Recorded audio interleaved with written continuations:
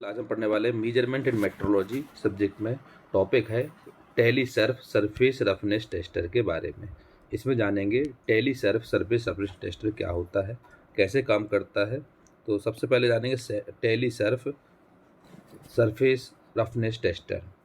This instrument is a stylus and skate type instrument working on carrier modulating principle. यह instrument stylus and इसके type instrument के principle पर काम करता है। The variation of in the surface profile is sensed by the probe which is attached to the armature. इसमें एक probe लगाया जाता है जो कि सरफेस प्रोफाइल को सेंस करता है और वो कनेक्ट होता है, अटैच किया जाता है आर्मेचर के द्वारा। The gap between the armature and E shaped arm varies according to the surface profile, and due to this amplitude of the AC current flowing in the coil is modulated। इसमें armature और ई shaped type का armature इसमें इस्तेमाल करते हैं, जिसमें कि जो कि एम्पलीट्यूड के द्वारा वो एसी करंट को सप्लाई करता है कॉइल के द्वारा। So Talysurf surface roughness tester क्या होता है? This instrument is a stylus and skate type instrument working on carrier modulating principle. The variation in the surface profile is sensed by the probe which is attached to the armature. The gap between the armature and E-shaped arm varies according to the surface profile, and due to this amplitude of the AC current flowing in the coil is modulated। अब इसमें आप diagram देख रहे होगे, ये Talysurf surface roughness tester का diagram है। इसमें ये जो दिया हुआ ई शेप का आर्मेचर बताया गया है, ए शेप का आर्मेचर, इसमें ए बी ए सी करके यहाँ पर कॉइल सप्लाई है, यहाँ पर कॉइल है।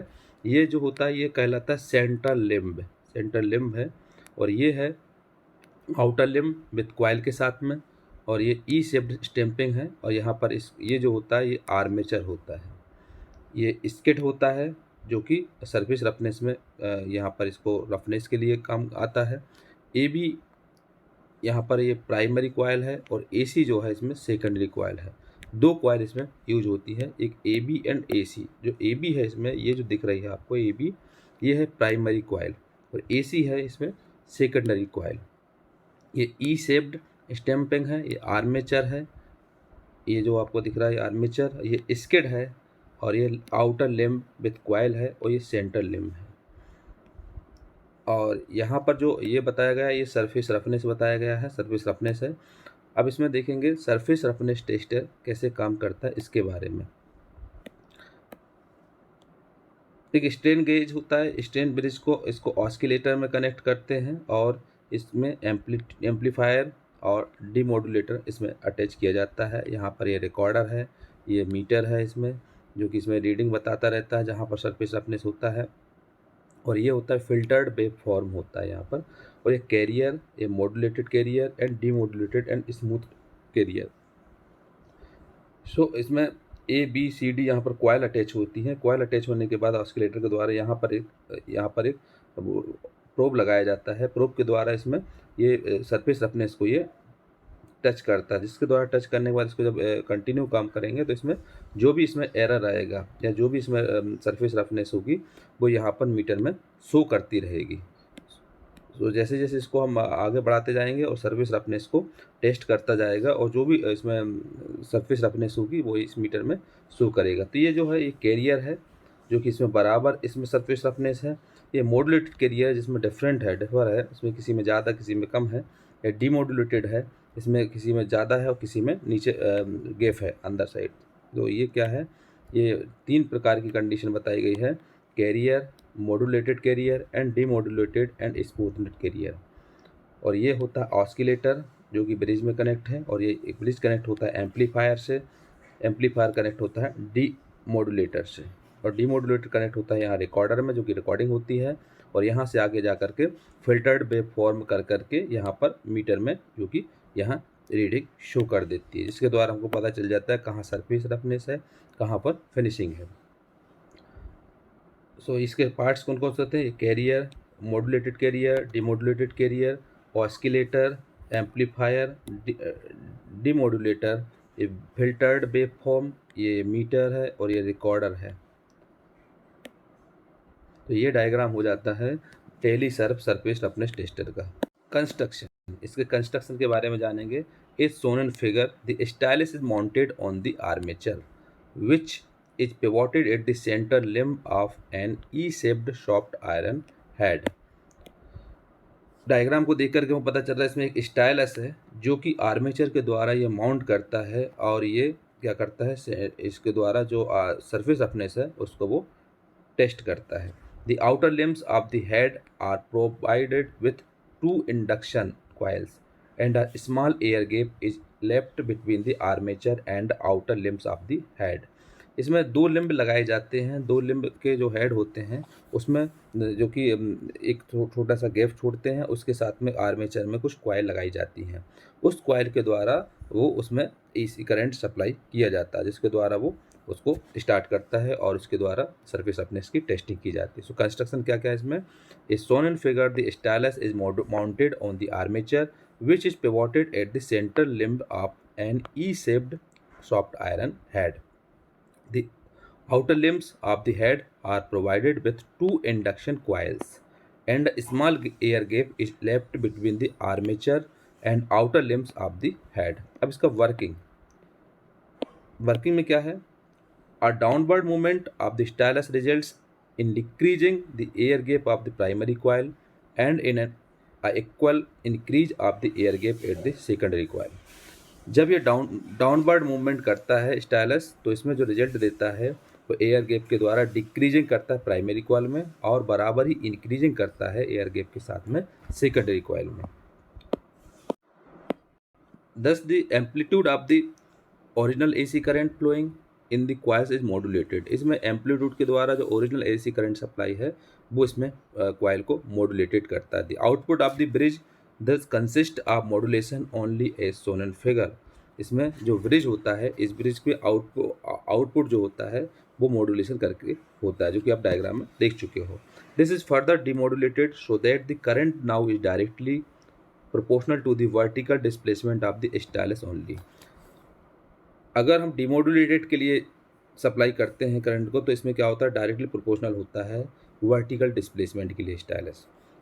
The demodulated output is caused to operate a pan recorder to produce a permanent record and the meter to give a numerical assessment directly।